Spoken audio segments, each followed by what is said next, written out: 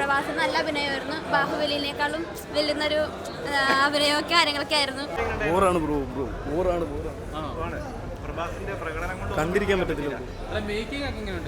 Making സൂപ്പറാണ്, പക്ഷേ ബോറാണ്, പക്ക ബോറാണ്. ശരിയായിട്ട് പറഞ്ഞാൽ ഒന്നുമില്ല, പടം വെറുപ്പിക്കുക. സത്യം പറയാൻ എനിക്കൊന്ന് പ്രഭാസ് അല്ല, വേറെ ആരുണ്ട് അഭിനയിച്ചിരിക്കുന്നത്. എനിക്കത് ചെയ്യാൻ തോന്നുന്നു കേട്ടോ, അതുപോലെ ചെയ്തിരിക്കുന്നത്. എന്താണോ പറയുന്നത്? അതല്ല, അത് മോഹക്ക് നിങ്ങൾ കണ്ടു നോക്കിയെന്ന് മനസ്സിലാവും. ഒരു ലോജിക്കും ഇല്ല. ഇൻ്റർവെല്ലൊക്കെ വരെ സഹിക്കാൻ പറ്റും. അവസാനം കുറേ VFX ഒക്കെ എടുത്ത് ഇതിനൊക്കെ കാണിച്ചു വെച്ചിട്ടുണ്ട്. ഇൻ്റർവെൽ വരെ പ്രഭാസിനെ കൊണ്ട് മടുത്തു. അതുപോലെയായിരുന്നു കേട്ടോ.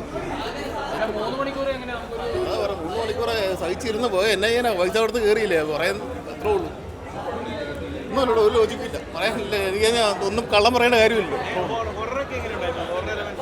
ഒന്നുമില്ലല്ലോ, ഒന്നും പേടിക്കാൻ. ചുമ്മാ കുറേ VFX ഒക്കെ എടുത്ത് ഇങ്ങനെ ഭയങ്കരമായിട്ടൊക്കെ കാണിക്കുന്നുണ്ട്. പൈസ മുടക്കാവുന്നതിന് മാക്സിമം മുടക്കിയിട്ടുമുണ്ട്. ഒരു എന്തെങ്കിലും ഒരു ലോജിക്ക് വേണ്ടേ, അത്രേ ഉള്ളൂ. ഒന്നും എനിക്ക് ഒന്നും പറയാനില്ല കേട്ടോ. കുഴപ്പമില്ല. പ്രവാസം നല്ല അഭിനയമായിരുന്നു. ബാഹുബലിനേക്കാളും വെല്ലുന്നൊരു അഭിനയമൊക്കെ കാര്യങ്ങളൊക്കെ ആയിരുന്നു. നല്ല പടമായിരുന്നു, കൊള്ളായിരുന്നു. മ്യൂസിക് കാര്യങ്ങളൊക്കെ ഇഷ്ടപ്പെട്ടോ? ഇഷ്ടപ്പെട്ടു. നല്ല 3D ഒക്കെ ആയിട്ട് 3D ടൈപ്പ് പോയിട്ട് ഉണ്ടായിരുന്നു. എന്നാലും കുഴപ്പമില്ല, കണ്ടിരിക്കാം. നല്ല പാടാം. ഫൈറ്റ് ഗംഭീരായിരുന്നു. പ്രഭാസിന്റെ ഒരു ആരാധിക എന്നുള്ള നിലയിൽ താങ്കൾക്ക് എന്താണ്? ആരാധിക മീൻസ് അങ്ങനെ ആരാധിക എന്തായാലും കൊള്ളാം, കണ്ടിരിക്കാൻ കൊള്ളാം. പിന്നെന്താ, എല്ലാ പടം കാണാറുണ്ട്. അപ്പൊ അതൊക്കെ വെച്ച് നോക്കുമ്പോ കൊള്ളാം, അത്രേ ഉള്ളൂ.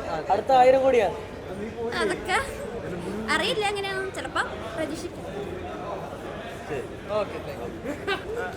ശരിക്കും പറയുകയാണെങ്കിൽ ഒന്നും നമുക്ക് പറയാൻ തന്നെ ഇല്ല. പഴയ ഒരു 90-80 കാലഘട്ടത്തിൽ തെലുങ്ക് പടങ്ങളില്ലേ, ഒരു 4 നായികയും ഒരു നായകരൊക്കെ വെച്ച്, അതുപോലെ പഴയ വെങ്കടേഷും ചിരഞ്ജീവിയൊക്കെ ചെയ്ത മറ്റു മനുഷ്യനായിട്ട് വധിക്കുക. അതൊക്കെ കാലമൊക്കെ കഴിഞ്ഞു പോയി. തെലുങ്ക് നല്ല പടങ്ങളൊക്കെ തെലുങ്കിൽ ഇറക്കാൻ തുടങ്ങി. എന്നിട്ടും ഈ പ്രഭാസ് ഇതുപോലെ സെലക്ട് ഒക്കെ ചെയ്താൽ എന്താണെന്ന് എനിക്കറിയത്തില്ല.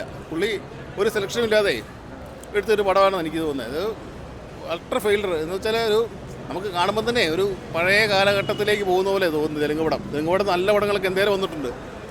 ഒരു സെലക്ഷൻ ഇല്ലാതെ അഭിനയിച്ചു പ്രഭാസ്, അതാണ് പറ്റിയത് കേട്ടോ. ബിഗ് ബഡ്ജറ്റ് ഭയങ്കരമായിട്ട് പൈസ മുടക്കിയിട്ടുണ്ട്. ഭയങ്കര പൈസ മുടക്കി വാരി എറിഞ്ഞിരിക്കുക പൈസ. എന്നാലും നമുക്ക് അതിൻ്റെ ഒരു ഫലം കിട്ടിയിട്ടുമില്ല, ഒന്നുമില്ല. സാധാ ഒരു പഴയ തെലുങ്ക് പടം, ഒരു 80 കാലഘട്ടങ്ങളിലെ തെലുങ്ക് പടമായിട്ടോ എനിക്ക് തോന്നിയത്. ഒന്നുമില്ല പറയാനായിട്ട്. സഞ്ജയത്ത് പോലും പറയാനായിട്ട് നല്ലതില്ല. അത്ര ഫീൽഡ് കുറേ VFX ചെയ്തിട്ടുണ്ട്, കാശ് മുടക്കിയിട്ടുണ്ട്, അല്ലാതെ വേറെ ഒന്നും അതിനകത്തില്ല.